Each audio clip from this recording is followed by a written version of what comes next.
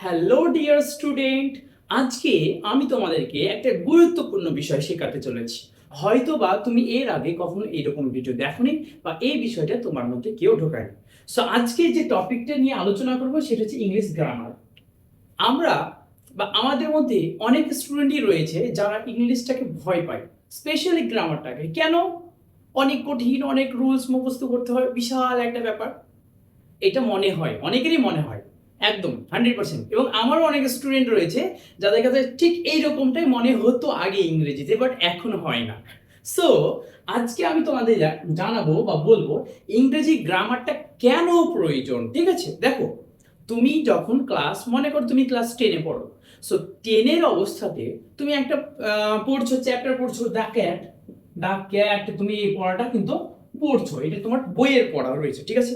এর পাশাপাশি অনেক তোমার এখানে গ্রামার রয়েছে, তুমি এটাকে স্কিপ করছো, কি পড়ছো? শুধু দ্য ক্যাট পড়ছো। কেন পড়ছো?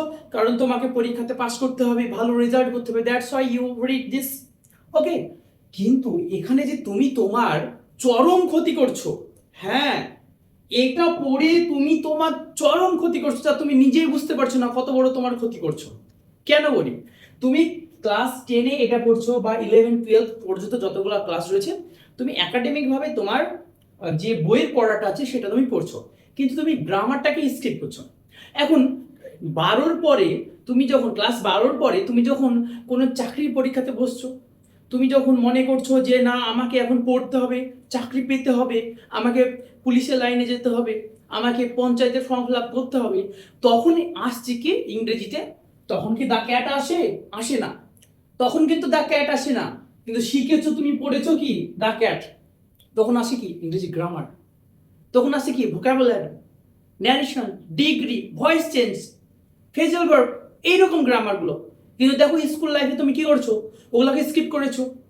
স্কিপ করার কারণে তুমি এই মুহূর্তে কিন্তু আর সেই পরীক্ষাগুলোকে কোয়ালিফাই করতে পারছো না, অর্থাৎ ক্লিয়ার করতে পারছো না, কারণ তুমি ইংরেজিতে বরাবর ফাঁকি দিয়ে এসছো।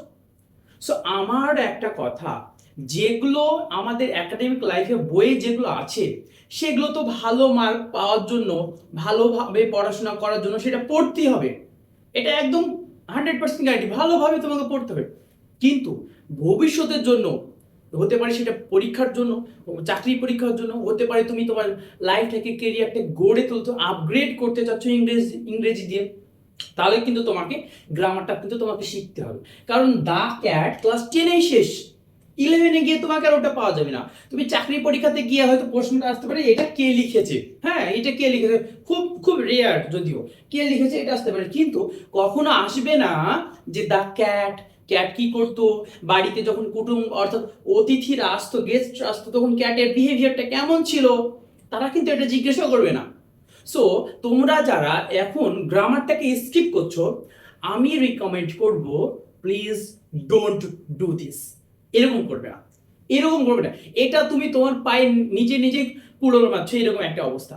সো গ্রামারের প্রতি ফোকাস দাও। আর যারা তোমাদের মাঝে একদম দেখালো সে মাধ্যমিক উচ্চ মাধ্যমিক পার করে গেছে, সে ইংরেজিতে খুবই দুর্বল, এখন চাচ্ছে যে আমি ইংরেজিটাকে আমি শিখবো, কিংবা আমার চাকরি পরীক্ষাতে বেসিকটা আমাকে ক্লিয়ার করতে হবে, তাদের জন্য রয়েছে স্পেশাল কোর্স।